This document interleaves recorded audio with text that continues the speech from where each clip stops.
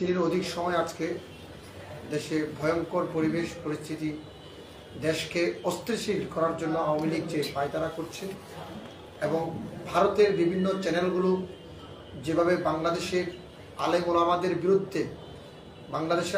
ওলামাদের বিরুদ্ধে যেভাবে সোচ্চার ভূমিকা পালন করছে, যদি ভারতের এই চ্যানেলগুলো যদি গত 17 বছর শেখ হাসিনার জুলুম নির্যাতনের বিরুদ্ধে এভাবে সোচ্চার ভূমিকা পালন করত, তাহলে বাংলাদেশের উন্নয়নের চিত্র এবং ভোটের চিত্র, নির্বাচন ব্যবস্থার চিত্র কিছুটা হলেও পরিবর্তন হতো। কিন্তু আজকে কৃষ্ণময়কে গ্রেপ্তার করার পর ভারতের চ্যানেলগুলো যেভাবে বাংলাদেশের বিরুদ্ধে অপচার এবং বিদ্রোহ ঘোষণা করেছে, এর তীব্র নিন্দা জানাচ্ছি। কারণ বাংলাদেশের হিন্দু সম্প্রদায়ের যে প্রতিনিধিরা বসবাস করেন, আমার ব্যক্তিগত মতামত থেকে বলছি, প্রধান উপদেষ্টার দায়িত্ব হিন্দু সম্প্রদায়ের যারা নেতৃত্বে আছেন তাদেরকে সামনের সারিতে বসিয়ে তাদের অভিযোগ কি, তাদের মতামত কি, তাদের দায়িত্ব কি এবং কারা কোথায় কোন জায়গায় নির্যাতিত হচ্ছে একেবারে স্পেসিফিকভাবে এটি আমাদেরকে ধরিয়ে দিতে হবে। সংখ্যালঘুর উপর হামলা করছে বাংলাদেশের মানুষ, ভারতের চ্যানেলগুলো প্রচার করছে, কিন্তু আমার প্রশ্ন হলো কার উপর হামলা হয়েছে, হামলা কারা করেছে এবং কারা হামলার শিকার হয়েছে? এখন পর্যন্ত এই হামলার কোনো ভিডিও ফুটেজ সোশ্যাল মিডিয়া বলেন, হিন্দু সম্প্রদায়ের যে ব্যক্তিরা আছেন দায়িত্বশীল ভূমিকা পালন করছেন তারা তো সংবাদ সম্মেলনের মাধ্যমে এই হামলার পরিপূর্ণ অভিযোগ করছেন না। তার অর্থ এই, দেশকে ষড়যন্ত্র করা হচ্ছে দেশকে নিয়ে এবং দেশের মানুষের ভিতরে বিভক্ত তৈরি করার চেষ্টা করা হচ্ছে। এবং বাংলাদেশের আগরতলা হাই কমিশনে যে হামলা হয়েছে এবং যারা করেছে তারা নিজেদেরকে ব্যর্থ মনে করছেন, সম্মানে পদত্যাগ করে দেশের এই ক্রান্তিকাল মুহূর্তে দেশকে আপনারা রক্ষা করার জন্য দেশের নতুন নেতৃত্বে যারা দেশ চালাতে সক্ষম হবেন তাদেরকে দেশ পরিচালনার দায়িত্ব দিন। আপনারা দায়িত্ব ব্যর্থ হয়েছে, আপনাদের কিছু কিছু উপদেষ্টাকে পদত্যাগ করে দেশের শান্তি শৃঙ্খলা ফেরত আনুন। আর স্বরাষ্ট্র সচিব যিনি আছেন আর যিনি স্বরাষ্ট্র মন্ত্রণালয়ের উপদেষ্টা আছেন তিনিও আইনশৃঙ্খলা বাহিনী কার্যক্রমে এবং সঠিকভাবে আইনশৃঙ্খলা বাহিনীকে পরিবেশগত দিক থেকে এখনো গঠন করতে পারেননি। তিনিও ব্যর্থতার দায় নিয়ে প্রতিদিন মিডিয়ার সামনে তিনি তার সফলতার গল্প শোনান। প্রতিদিন দিন রাত 24 ঘন্টা সন্ধ্যার পরে গ্রামগঞ্জে বিভিন্ন শহরের অলিতে গলিতে বিভিন্ন মানুষের প্রতি অবিচার হচ্ছে এবং চোর চাট্টার ধান্দাবাজের এবং বিভিন্ন মানুষের প্রাণহানিও হচ্ছে। কাজে এই সরকার 4 মাস অতিক্রম করেছে, এখন পর্যন্ত দ্রব্যমূল্যের সিন্ডিকেট ভাঙতে পারেনি। এই দ্রব্যমূল্যের সিন্ডিকেট কি শেখ হাসিনার চাইতে শক্তিশালী ছিল? এরা শেখ হাসিনার লোক।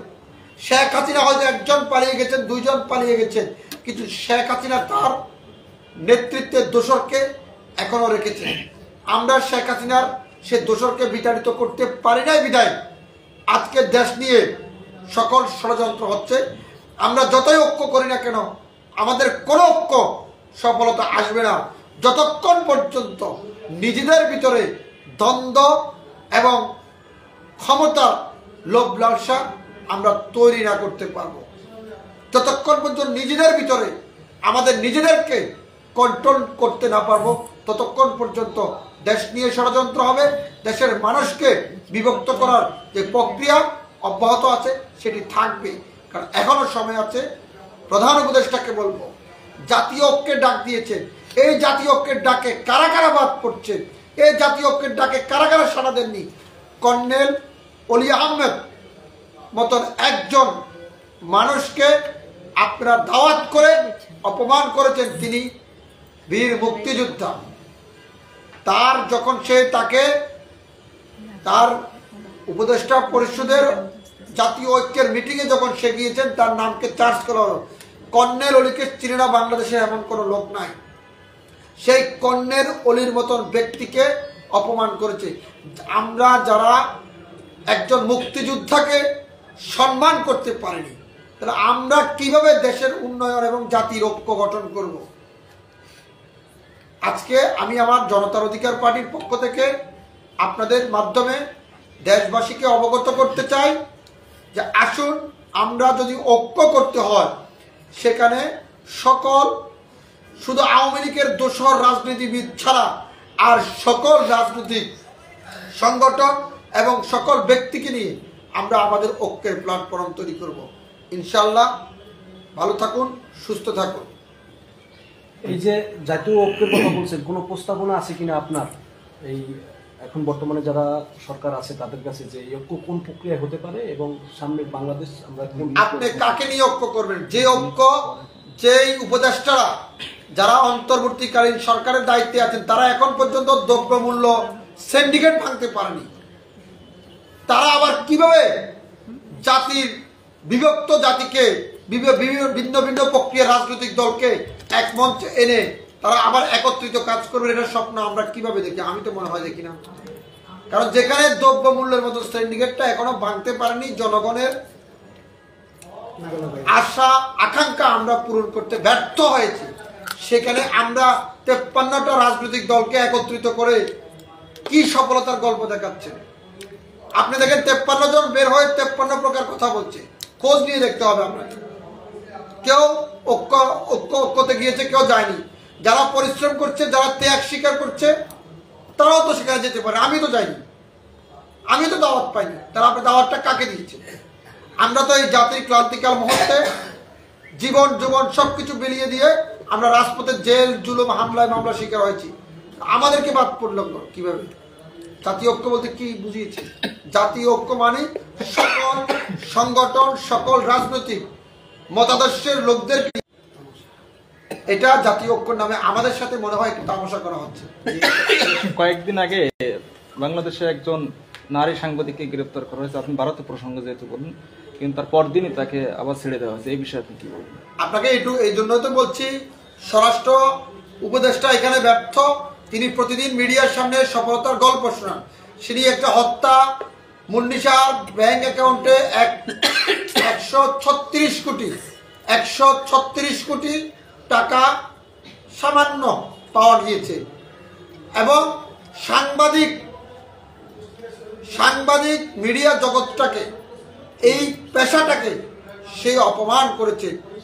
একজন সাংবাদিক গণমাধ্যম কর্মীর অ্যাকাউন্টে যদি 136 কোটি টাকা পাওয়া যায়, সেখানে আপনি গণমাধ্যমকে বিভ্রান্তকর পরিস্থিতির ভিতরে ফেলানো হয়েছে। আর মুন্নি শাহকে যেখানে গ্রেপ্তার করা হয়েছে হত্যা মামলার আসামিকে কারা ছাড়া পেয়েছে? নিশ্চয় ভারতের ইশারা ছিল। আর মুন্নি শাহ সবসময় ভারতের এজেন্ডা ছিল, ভারতের পক্ষে কাজ করত এবং ভারতের সাথে তাল মিলিয়ে সেই কাজ করত। শেখ হাসিনা তো আমি বললাম, শেখ হাসিনা চলে গেছে, কিন্তু সে তার চেহারার কাটিং এবং চেহারার মিলের দোসরদের রেখে গিয়েছেন, যারা সামনের দেশের নেতৃত্বে এবং এই দেশটাকে বিভক্ত করার জন্য সকল ষড়যন্ত্র করতে পারে। আচ্ছা ভাই, আপনি যে বললেন যে মুন্নি শাহকে ভারতের এজেন্টের মাধ্যমে ছেড়ে দেওয়া হয়েছে, বর্তমানে তো উপদেষ্টার কোনো ভারতের এজেন্ট না, সে তো ভারতের সাথে কোনো সম্পর্কিত নাই, সে আমাদের দেশটা বর্তমানে তার মতো করে চালাচ্ছে। তাহলে এখানে আপনি বলতে চাচ্ছেন যে উপদেষ্টারা কি তাহলে ভারতের, মুন্নি শাহকে যদি ছেড়ে দেওয়া হয় দালালের এজেন্টে, তাহলে কি ওনারা কি দালালের মধ্যে পড়ে? আপনি এই প্রশ্নটা আপনার কথার প্রাসঙ্গিক যদি আমি বলি, মুন্নি শাহকে তাহলে কেন ছেড়ে দেওয়া হয়েছে? কোন ক্ষমতার উৎস? বাংলাদেশে তো অন্তর্বর্তীকালীন সরকারের উপরে কোনো ক্ষমতা নেই, তাহলে মুন্নি শাহকে কেন ছেড়ে দেওয়া হলো?